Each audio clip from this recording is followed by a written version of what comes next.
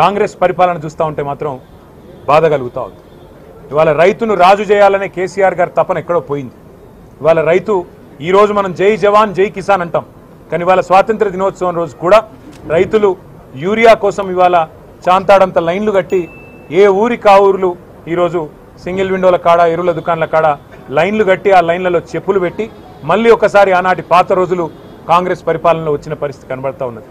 దానికంటే కూడా బాధాకరం ఏమంటే ఏ పరాయి పెత్తనం వద్దని మనం పోరాడి తెలంగాణను సాధించుకున్నామో. ఎందుకంటే స్వాతంత్ర్యం అంటే కేవలం ఒక స్వతంత్రంగా అడ్మినిస్టర్ చేసుకునే అధికారమే కాదు, ఆత్మగౌరవంతో బతికే ఒక పరిస్థితి, ఆర్థిక స్వావలంబనతో బతికే ఒక పరిస్థితి. అట్లాంటి పరిస్థితిని కేసీఆర్ గారి నాయకత్వంలో మనం 2014లో తెలంగాణ సాధించుకోవడం ద్వారా మనం అర్జించుకుంటే ఈరోజు పూర్తి భిన్నంగా దానికి పరాయి వాళ్ళ పాలన పోయింది, ఢిల్లీ కిరాయి పాలన మొదలైంది అనే విధంగా ఢిల్లీ పార్టీల పెత్తనం మళ్ళీ ఒక్కసారి తెలంగాణ మీద నడుస్తూ ఉన్నది. ముఖ్యమంత్రి 51 సార్లు ఇప్పటికి ఢిల్లీ పోయి వచ్చారు కేవలం 20 నెలల్లో. అట్లాగే ప్రతి చిన్న పనికి కూడా ఢిల్లీ వైపే చూడాల్సిన పరిస్థితి. మళ్ళొక్కసారి ఢిల్లీ చేతుల్లో జుట్టు చిక్కిన తర్వాత తెలంగాణ తిరిగి ఒక్కసారి పరాయి వారి బానిసత్వంలోకి పోయి మళ్ళీ తిరిగి తన స్వాతంత్రాన్ని తన స్వేచ్ఛను కోల్పోతున్న పరిస్థితి ఇవాళ కనబడతా ఉంది. అయినా కూడా ఏంటంటే ఇటువంటి చెత్తగాళ్ళు వస్తుంటారు పోతుంటారు, బస్సు ఎంతో మంది ఎక్కుతుంటారు పోతుంటారు. వాని గురించి మాట్లాడితే నాకు నేను డౌన్ అవుతా. ఇంకా పెద్ద పెద్దోళ్ళ గురించి మాట్లాడేది, పెద్ద పెద్దోళ్ళ గురించి నిద్ర కూడా పోనీయవాళ్ళని.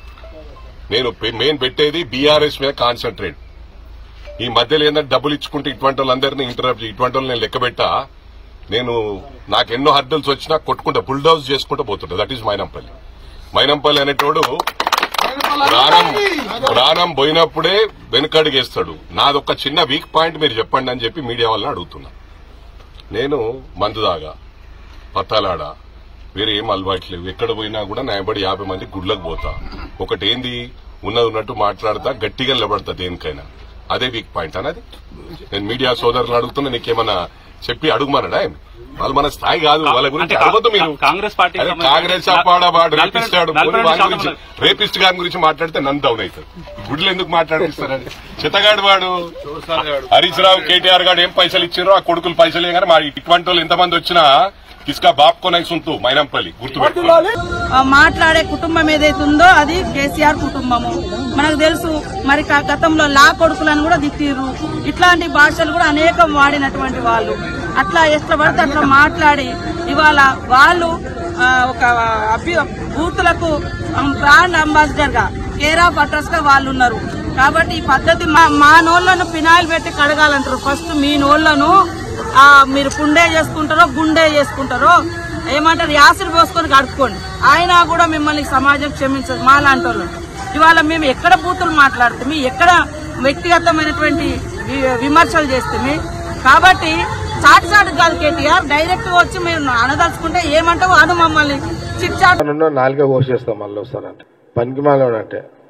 మా కేటీఆర్ ఉండని వాళ్ళు అయ్యి ఉండని కాంగ్రెస్ కార్యకర్తలు ఎందుకు రెచ్చగొడుతున్నాడు, ఎందుకు కొట్లాడుతున్నారు, ఎందుకు రెచ్చగొడుతున్నారు మీరు కాంగ్రెస్ పార్టీ కార్యకర్తలను? ఏం అవసరం వచ్చింది మీకు? ఇది అవసరమా మీకు ఇదంతా? ఏదైనా పబ్లిక్ ఇష్యూల మీద ఉంటే గవర్నమెంట్ ఉంది, మాట్లాడండి. అసలు చెప్తా ఆగండి. ఇప్పుడు సబ్జెక్టు ఇది కేసీఆర్, కేటీఆర్, హరీష్ రావు సబ్జెక్ట్ ఇదంతా. ఇప్పుడు ఇంకేమైనా డౌట్లా? నేను 4 మా కార్యకర్తలు రెచ్చిపోయి కొయ్యగలరు అని చెప్తున్నా. నేను చెప్తే కదా ముఖ్యమంత్రి గారి గురించి మాట్లాడితే మా కాంగ్రెస్ పార్టీ కార్యకర్తలు రెచ్చగొట్టకుండా ఏడబడతా పట్టుకొని 4గా కోసేయగలరు, ముఖ్యమంత్రి రేవంత్ రెడ్డి తిట్టొద్దని చెప్తాను. ఇంకేం కావాలి? ఇప్పుడు అది కాంగ్రెస్ పార్టీ పంచాయతీ కాదు కదా, అది బీఆర్ఎస్ పంచాయతీ కదా, అది బీఆర్ఎస్ వాళ్ళ పంచాయతీ కదా. అది మా పార్టీ నాయకులు అయితేనేమో అట్లా చెయ్యరు, చిల్లరగా చెయ్యరు. నేనేమంటున్నా అంటే కాంగ్రెస్ పార్టీ నాయకులనే మరీ అంత చిల్లరగా కూడా చెయ్యరు. ఆ రోడ్ల మీద కొట్లాడుకున్నాడు అంతా కూడా చెయ్యరు కదా, అంత బూతులు తిట్టుకోరు కదా. ఇప్పుడు ఇది ప్రాబ్లం ఏంది? ఇప్పుడు లాండ్ ఆర్డర్ ఏమైంది? ఇప్పుడు కొంపలు మునిపోయి